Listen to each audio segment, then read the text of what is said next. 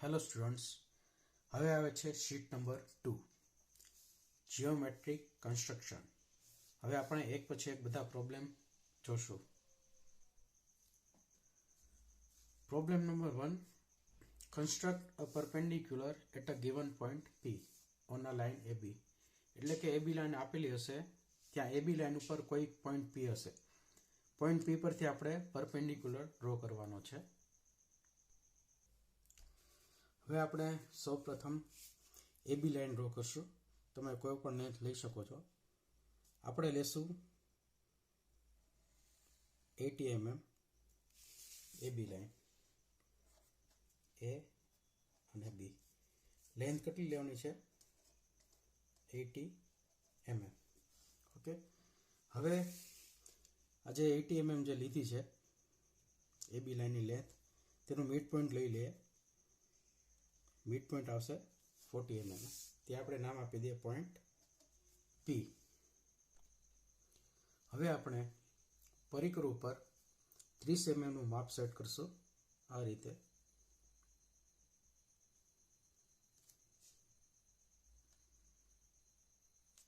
Okay. અને P ને centre રાખશું.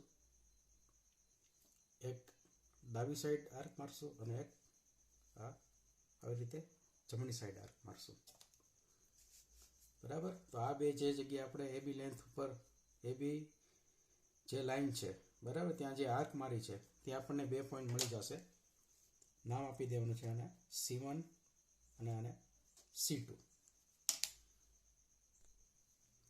હવે પરિકર ઉપર 50 mm નું માપ સેટ કરવાનું છે આ રીતે. બરાબર. અને C1 ને સેન્ટર રાખીને એક ચાપ ઉપર આ રીતે મારવાની છે. પછી C2 ને સેન્ટર રાખીને બીજી ચાપ આ રીતે મારવાની છે. હવે આ જે બંને ચાપ જ્યાં એકબીજાને ઇન્ટરસેક્ટ થાય ત્યાં પોઈન્ટ નંબર આપી દો C3. હવે પોઈન્ટ C3 અને પોઈન્ટ P બંનેને સ્કેલથી આ રીતે જોડી દેવાના છે.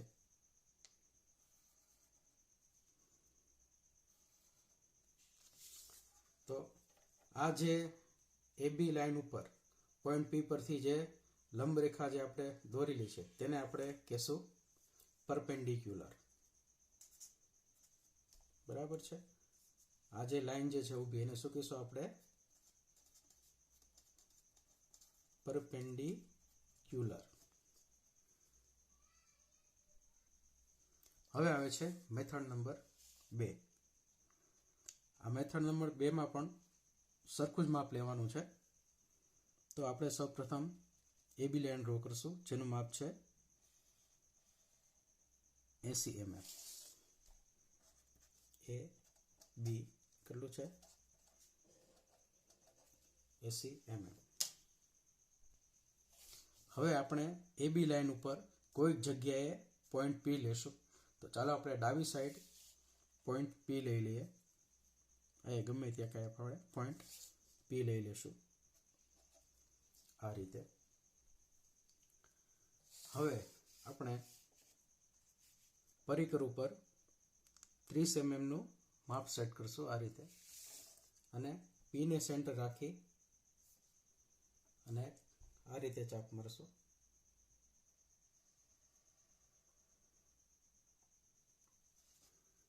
હવે આ જે ચાપ જે છે AB ઉપર આપણે જે મારી છે P ને સેન્ટર રાખી, એ જે આ ચાપ જે છે AB લાઇનને જ્યાં છેદે છે ત્યાં પોઈન્ટ આપી દો પોઈન્ટ C1. હવે આટલું જ માપ લેવાનું છે 30 mm નું. C1 ને સેન્ટર રાખવાનું છે. આ રીતે આર્ક મારવાની છે.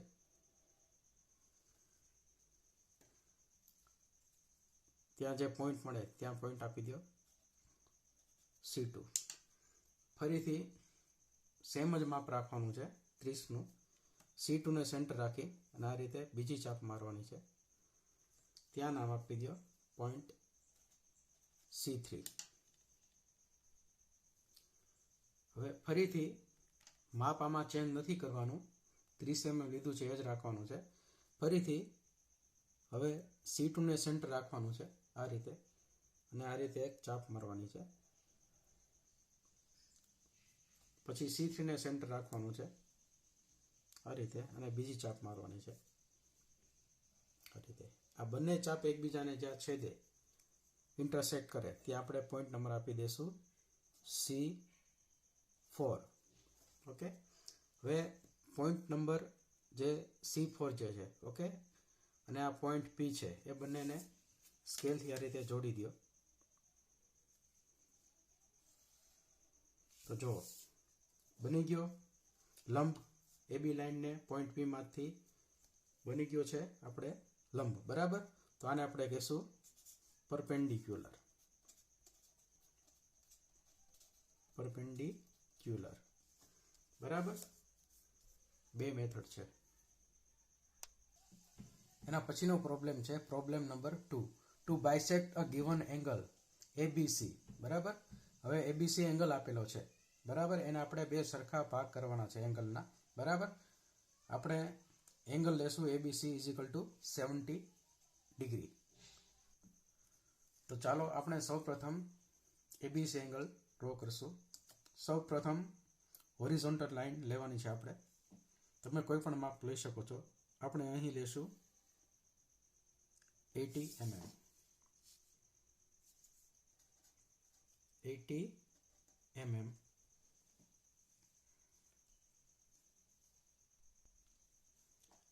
આ લાઈનને આપણે નામ આપશું BC. હવે આપણે 70 ડિગ્રીનો એંગલ લેવાનો છે, તો આપણે આ રીતે 70 ડિગ્રીનો એંગલ લઈ લેશું.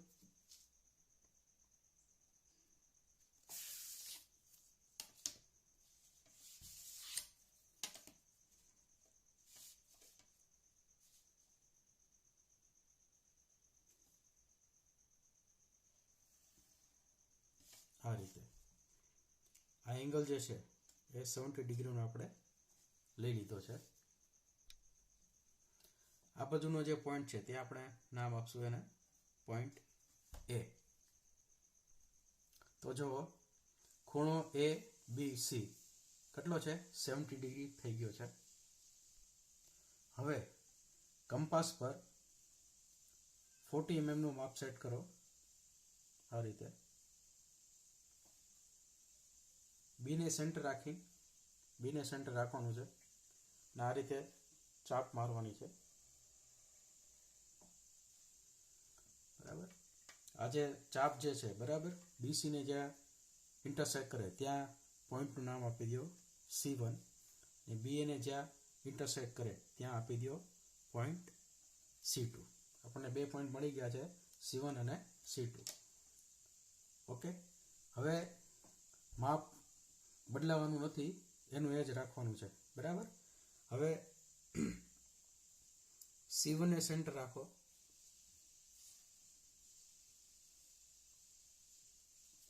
બરાબર, અને આ રીતે ચાપ મારો,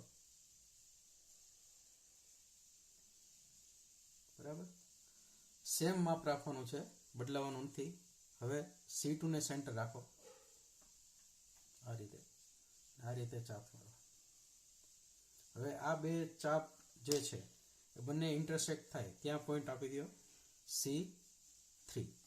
ઓકે, હવે પોઈન્ટ જે આપણને મળ્યો C3 અને આ જે પોઈન્ટ જે છે B, એ બંનેને એકબીજા સાથે જોડી દો આ રીતે. તો જો જ્યારે આ બંને પોઈન્ટ આપણે જ્યારે જોડશું પોઈન્ટ B અને પોઈન્ટ C3, બરાબર, ત્યારે આ જે ખૂણો જે છે 70 ડિગ્રીનો એના બે સરખા ભાગ થઈ જશે, બરાબર, ઇક્વલ પાર્ટ્સ. આ પાર્ટ્સ નંબર 1 અને આ પાર્ટ નંબર 2. ઓકે, હવે આવે છે પ્રોબ્લેમ નંબર 3. ટુ ટ્રાઇસેક્ટ અ ગિવન રાઇટ એંગલ, બરાબર. રાઇટ એંગલ એટલે કે 90 ડિગ્રીનો એંગલ. ABC આપેલો છે 90 ડિગ્રીનો એંગલ.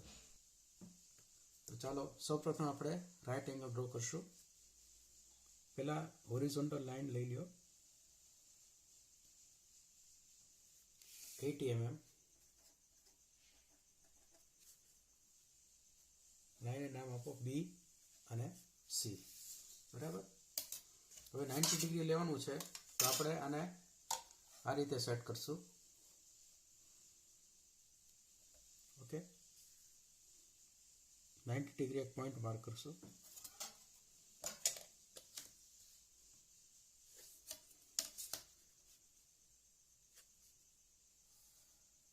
ત્યાં પોઈન્ટનું નામ આપશું આપણે આ એ બી. બરાબર, તો તમે જો એ બી અને સી આ કેવો થઈ ગયો? રાઈટ એંગલ, એટલે કે 90 ડિગ્રી. હવે આપણે પરિકર ઉપર 40નું માપ લેશું, એટલે કે રેડિયસ જે છે 40ની લેશું. તમે કોઈ પણ રેડિયસ લઈ શકો છો. બરાબર, આ રીતે.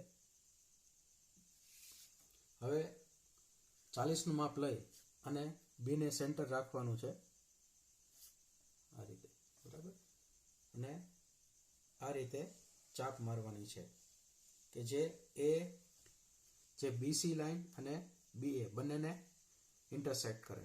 બરાબર, હવે જ્યાં લાઈન ઇન્ટરસેક્ટ કરે છે, બરાબર, ત્યાં આપણે પોઈન્ટ આપી દઈશું C1 અને આ પોઈન્ટ આપશું આપણે C2. બરાબર, હવે માપ જે છે, બરાબર, સેમ જ રાખવાનું છે, બદલવાનું નથી. બરાબર, હવે C1 ને સેન્ટર રાખીને આ રીતે ચાપ મારશું. એ પહેલી ચાપને જે ઇન્ટરસેક્ટ કરે ત્યાં આપણે પોઈન્ટ આપી દઈશું C3. હવે C3 ને સેન્ટર રાખશું આપણે, માપ બદલવાનું નથી, અને આ રીતે હવે આપણે C2 ને સેન્ટર રાખશું અને આ રીતે ચાપ મારશું. હવે ત્યાં જે પોઈન્ટ મળે ત્યાં આપણે એ પોઈન્ટને નામ આપશું C4. બરાબર, તો આપણે આ આર્ક ઉપર 4 પોઈન્ટ મળી ગયા છે. હવે C4 ને બી સાથે જોઈન કરશું આ રીતે.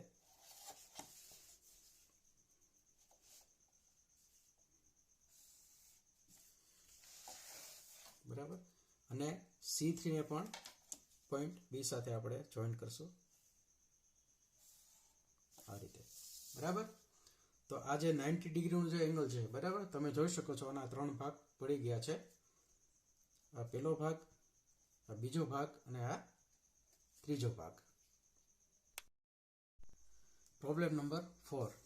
Two construct a circle through 3 non linear given points A, B and C. બરાબર, આ 3 જે છે નોન લિનિયર છે, એટલે કે એક રેખામાં આવેલા નથી. બરાબર, A, B અને C.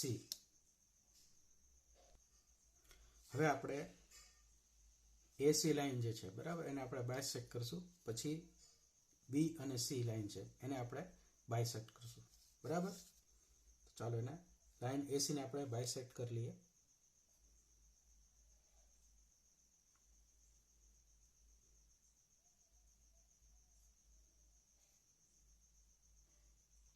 ઓકે, તેવી જ રીતે હવે આપણે લાઈન CB જે છે, બરાબર, એને બાયસેક્ટ કરી લઈએ.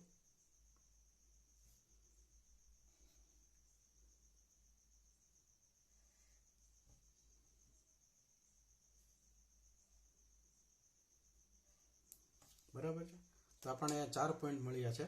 બરાબર, તો ઉપર નામ આપશું આ પોઈન્ટને C1, આ પોઈન્ટને નામ આપશું C2, આ પોઈન્ટને નામ આપશું આપણે C3 અને આ પોઈન્ટને નામ આપશું આપણે C4. ઓકે, હવે C1 અને C2 ને આપણે જોઈન કરવાના છે.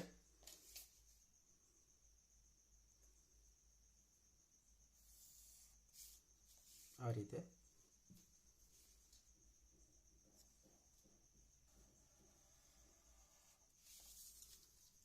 બરાબર, એવી જ રીતે C3 અને C4, બરાબર, એને જોઈન કરવાના છે આ રીતે. બરાબર, તો જ્યારે આપણે આ બે લાઈન જ્યારે જોઈન કરશું, C1 C2 માંથી પાસ થતી લાઈન અને C3 C4 માંથી પાસ થતી લાઈન, બરાબર, ત્યારે આપણને એક કોમન આ જે બે લાઈન જે છે એ કોમન પોઈન્ટ ઉપર ઇન્ટરસેક્ટ થશે આ બાજુ. બરાબર, ત્યાં આપણે એને નામ આપી દઈશું પોઈન્ટ O. ઓકે, હવે આપણે જે O સેન્ટર મળ્યું છે, બરાબર, પોઈન્ટ O મળ્યો છે, તો આપણે એને સેન્ટર રાખશું O, અને OA જેટલી રેડિયસ લેવાની છે.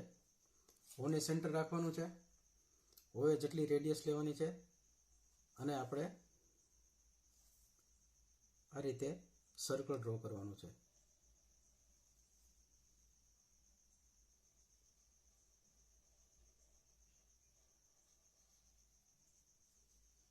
બરાબર, તમે જોઈ શકો છો કે આપણે જે સર્કલ જે ડ્રો કર્યું છે, બરાબર, એ જે 3 પોઈન્ટ છે A, B અને C, એ ત્રણેયમાંથી પાસ થઈ જશે. બરાબર, તો આ થઈ ગયું આપણે સર્કલ કે જે 3 અસમરેખ બિંદુઓ જે છે, બરાબર, તેમાંથી પાસ થઈ જાય છે.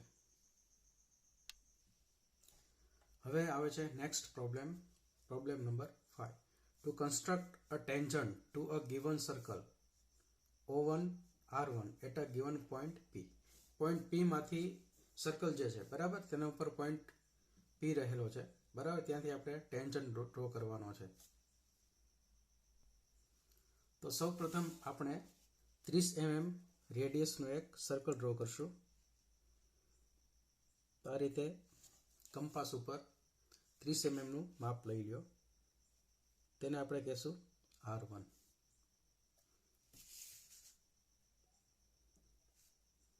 આ રીતે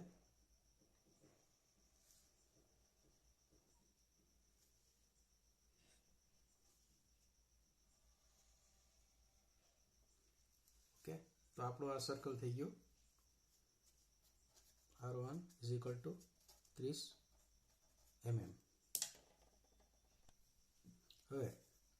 હવે આ સર્કલ ઉપર કોઈ પોઈન્ટ આ રીતે P આપેલો છે, બરાબર. હવે કંપાસ લેવાનો છે, પરિકર, એમાં 15 mm નું માપ સેટ કરવાનું છે. કેટલાનું? 15 નું. આ રીતે 15 mm નું માપ લેવાનું છે.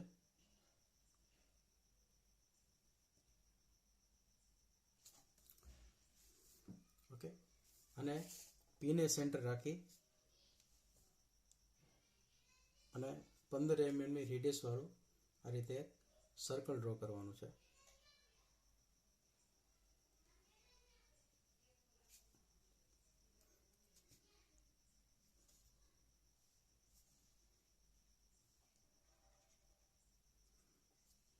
બરાબર. હવે આ જે સર્કલ આપણે જે બીજું જે ડ્રો કર્યું છે, બરાબર, તે પહેલા સર્કલની જે ઇન્ટરસેક્ટ કરે તે આપણે પોઈન્ટ આપી દઈશું C1 અને C2. ઓકે.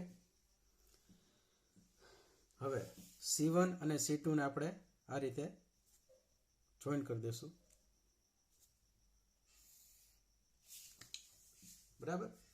હવે આપણે જે C1 અને C2 ને જે જોઈન કર્યું છે, બરાબર, તે લાઈન આપણે નામ આપીશું A, B. બરાબર.